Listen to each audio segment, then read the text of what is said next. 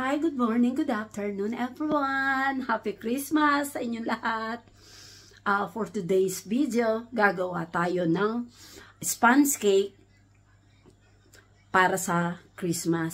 So, 7 PM pa lang naman dito, gagawin ko to.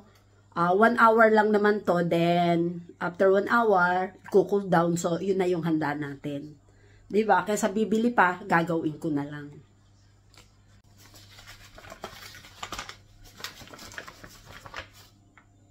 Guys, gagawa tayo ng sponge cake. Look at guys.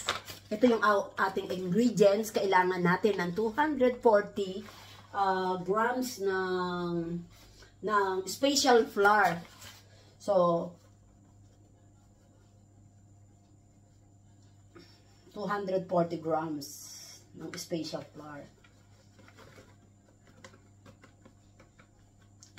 Ayan guys.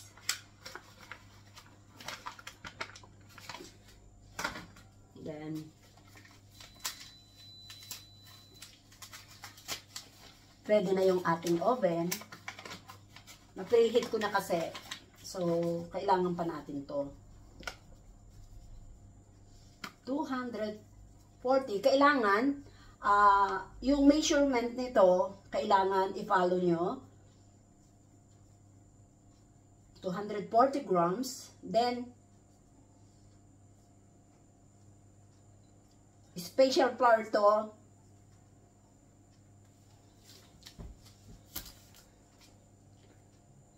Then, 200 grams na sugar.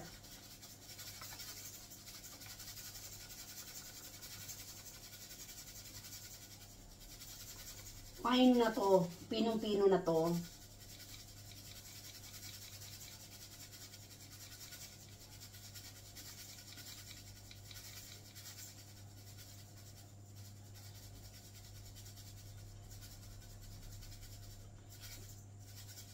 Yan guys, 200 grams na sugar.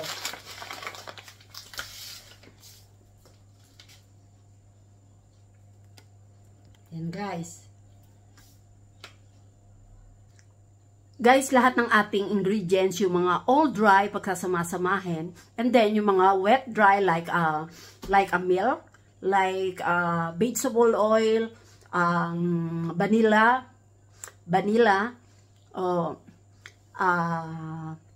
ating pagsasama-samahin lahat ng wet ingredients. Okay, guys? Kagaya nito, dry ingredients, so baking powder, sama na natin sa flour. Then, a pinch of salt.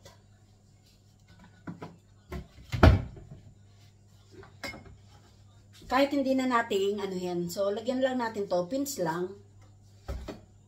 Oh, yun lang.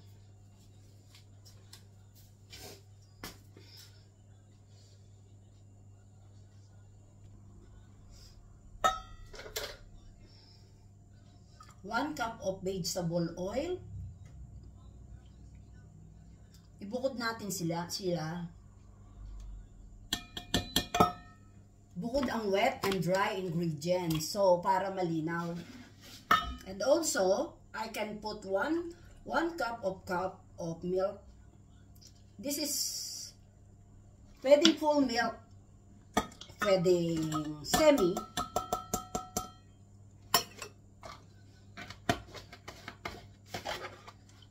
Then, wait lang guys. We need 7 pieces of large egg.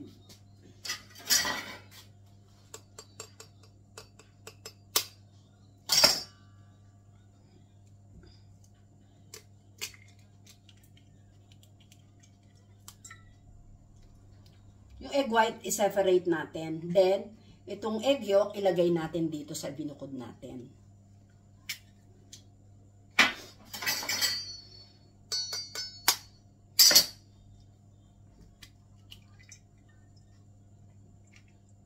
Kailangan guys, large egg.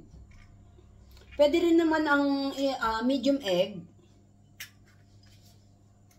Instead na 7, gagawin yung 8 kasi medium egg.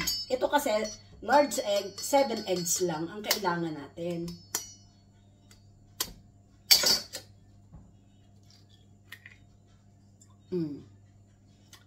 At we have to be careful. Kailangan maingat tayo kasi hindi kailangan malagyan ng pulang ng egg yolk ang ating egg white pag tayo'y nagawa ng pag tayo nagbe-bake. Separate talaga yan.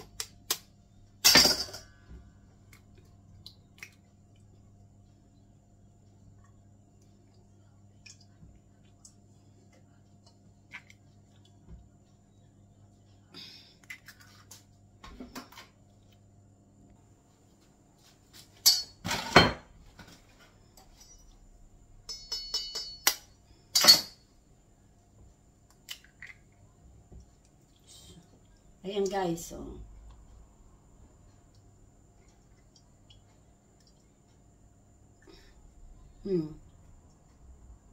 Bawal malagyan ng pula ang egg yolk. Ang egg white. Kailangan ng egg yolk, isama lang dito sa milk and then sa vegetable. Like this. Isasama natin dito para malinis, para isang busa na lang.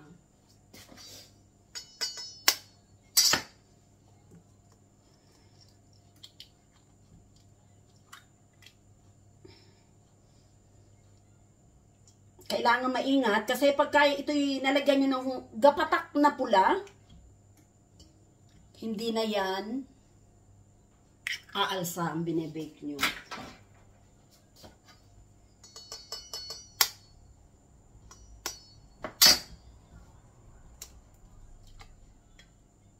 Ayan guys, so look.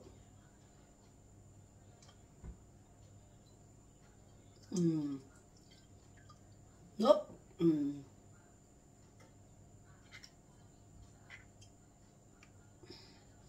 Kailangan maingat tayo.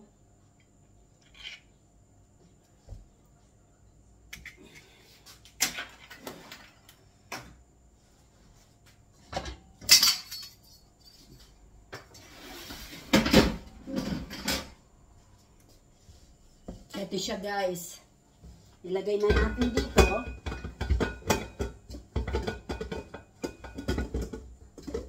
Ready na rin ang ating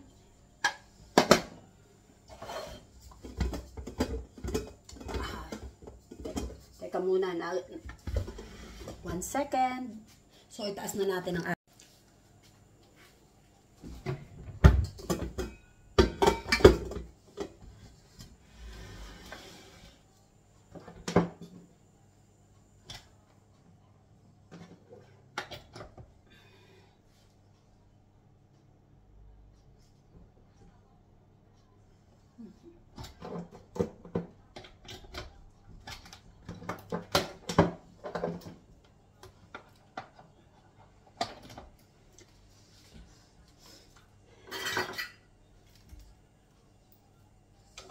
ready na po natin. So,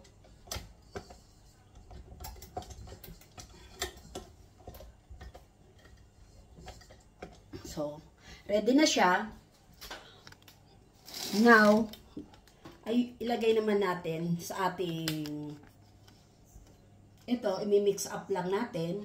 Ihahalo lang natin tong ating ingredients. Ang ating flour and sugar.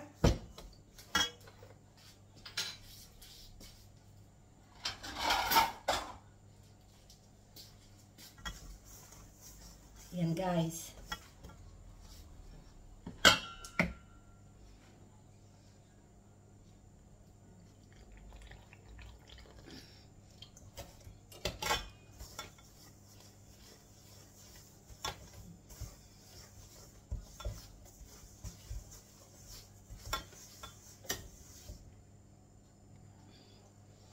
Halo-halo lang guys. O, unti-unti lang.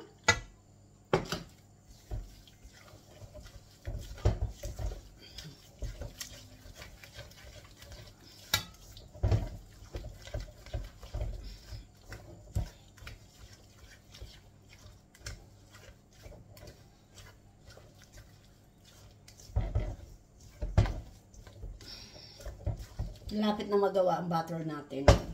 Look at this, guys. Oh, nailahat ko na yung mga wet ingredients na isama na natin dito sa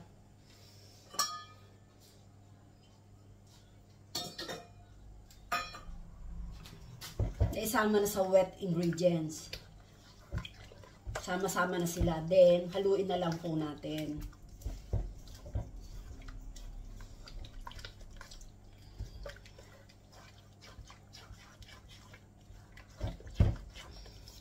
Pag ready na siya,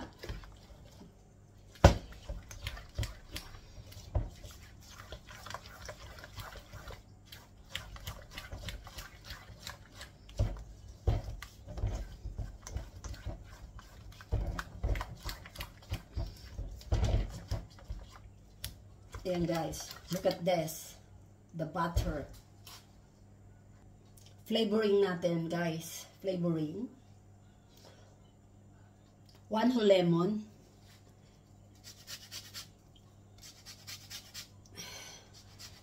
Kailangan natin ng lemon zest.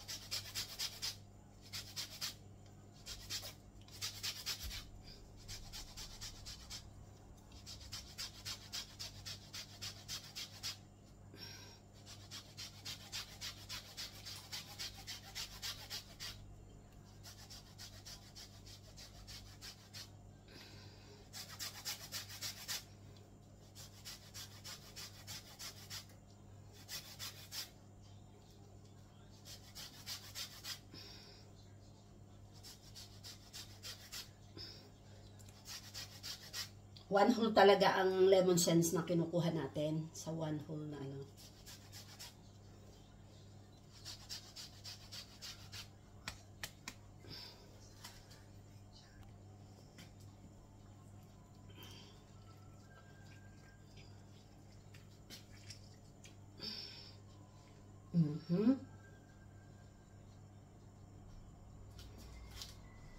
One second guys.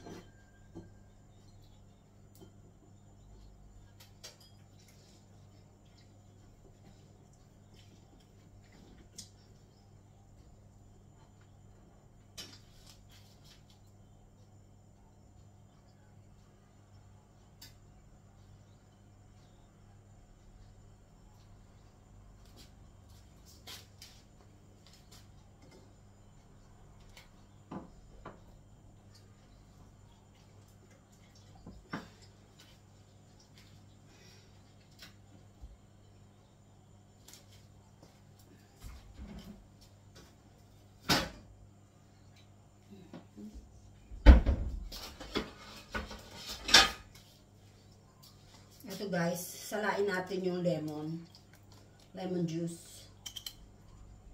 Hindi kasi pwede yung may buto.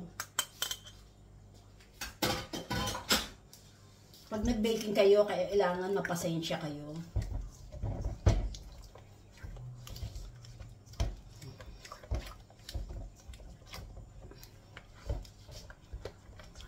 Then, lagyan natin ng vanilla.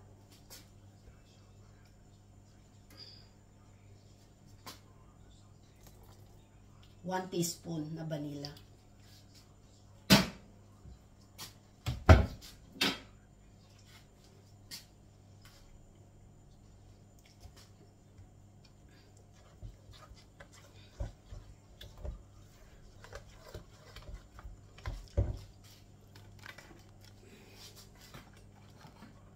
Ito guys, ating ano, yan. So, kailangan ko ang gapatak na cream of tartar. Wala akong cream of tartar. Ginawan ko na lang ng paraan. So, ayan.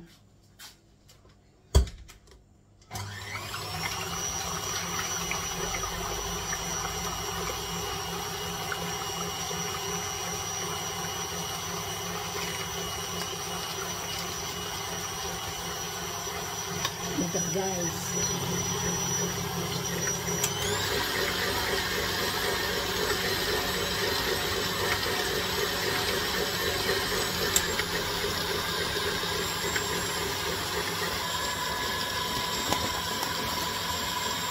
Then, additional na sugar, little by little. Instead na 3/4 cup, gagawin ko na lang 1/2 less sugar tayo.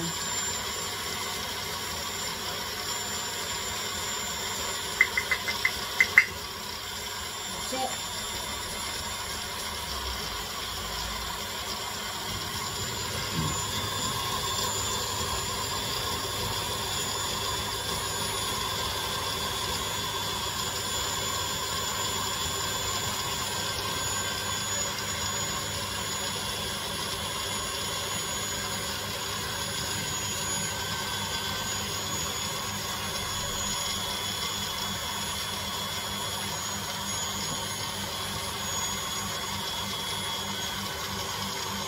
let's check, guys. Look. Stiff na, oh. Look. Meaning, okay na siya. Okay na siya.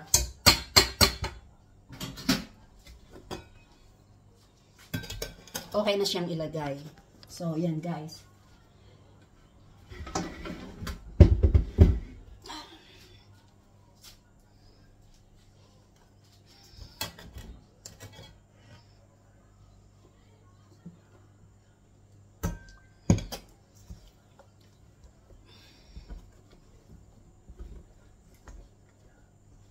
Cut and fold lang yan. Fold and cut.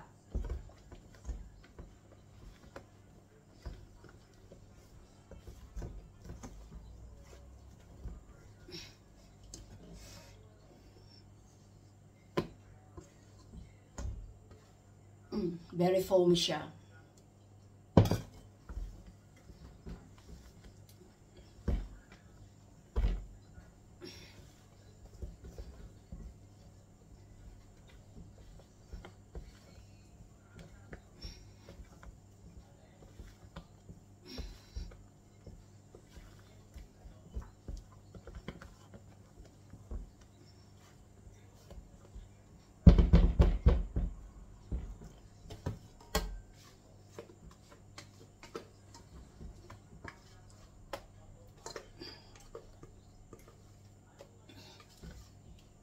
Hindi natin pwedeng tagalan sa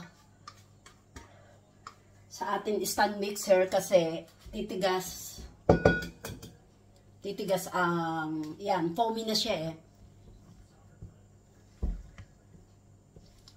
Pagka pinatigas, magiging mirang.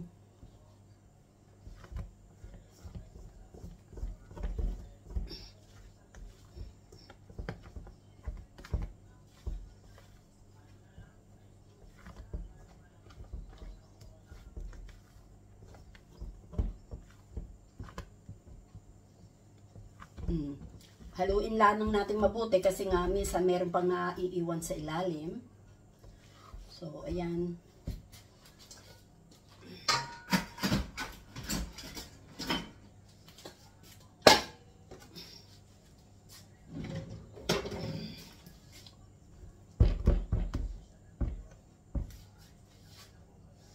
Madali naman mag-bake.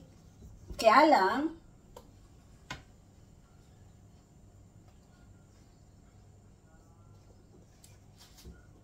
saidin natin to. Sayang.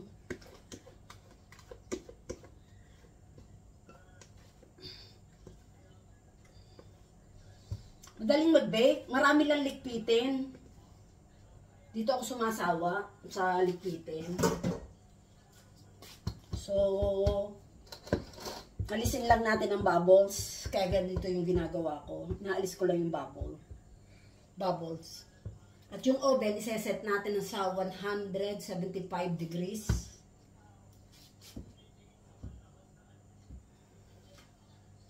For about 1 hour and 15 minutes. Kaya natin tinataktak para yung bubbles umaakit sa taas. Kaya yan, umaakit sa taas, pwede natin anuhin ang stick para mawala yung bubbles. Para pagkatapos, pino siya.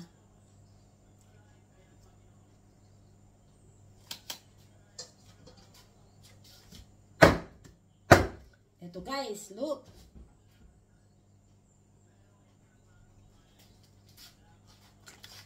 Let's put in the oven. Ayan guys. Lagay na natin sa ating oven. Ready na.